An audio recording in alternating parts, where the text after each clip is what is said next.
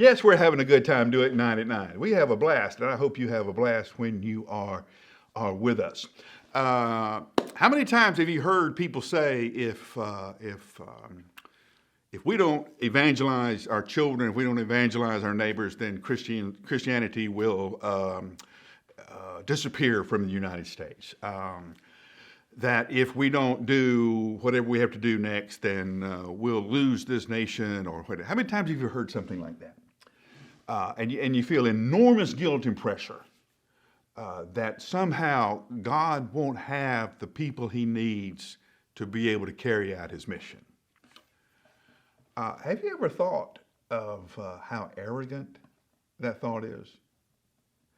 That just because you or I are not participating, just because you and I aren't going to play ball, that God will be frustrated, that God will sit on his throne in heaven going, I could have done so much more if Mike had been on my team. No, I don't think that's what he'll be saying. I don't think he'll be saying I could have done so much more if you were on the Lord's team. Here's what we have found out about the history of our God. Our God always has somebody.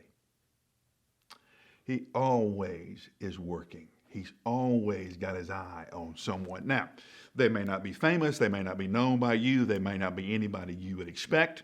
In fact, most of the time they are surprising. But don't ever think that God is going to be without an option just because a particular person or a particular church isn't obedient in the moment.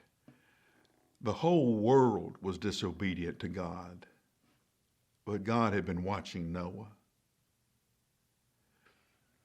God was going to do a new thing, so he calls Abraham. Abraham and Sarah follow God on this great adventure of establishing a new people. Now, who were Abraham and Sarah? Nobody knows. They're not famous until God shows up in their life. We were wondering who was going to take the good news of the gospel to the pagan world, to the Gentile world.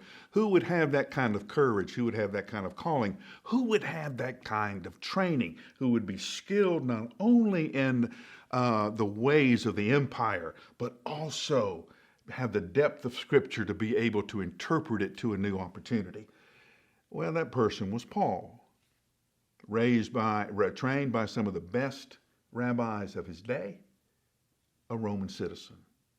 Paul was uniquely gifted to bridge those two worlds in a way that the church in Jerusalem wasn't able to. So the gospel gets taken to a new place. Do you know when Billy Graham started out, he was told by several church leaders, people whose name you would recognize if you keep up with church history, that he probably wasn't going to amount to much. But God obviously had his eye on Billy Graham. You know, we always get into this argument about whether or not we can trust God. Can we trust God when times are hard? Can we trust God when this or this happens? That's not the question. The question is, can God trust us? When it comes time to doing something significant for the kingdom, when it comes time to doing something, just that next step for the kingdom, is there anything in your life, is there anything in my life that would cause God to hesitate to trust you with that moment? Now, I played sports most of my life. Now, let me clarify. I made the team most of my life. To say I played, that'd be slight exaggeration. I can still remember those handful of games where things were not going the way that we wanted them to go. Our star player had gotten into foul trouble, or one of our guys had gotten hurt. And through a series of very unfortunate moments, I had wound up being the only resort my coach had. I can still see his face when he looked down the bench and saw me. I could see his face. My house payment depends on this guy. It was not a face of confidence. When God looks at you, does he hesitate to put you in? When God looks at me, Does he worry that I won't be able to handle the moment? It's Friday. This is a big question. So I'm going to give you the whole weekend to think about this. What is it in your life that would cause God to hesitate to use you in whatever moment he needed you?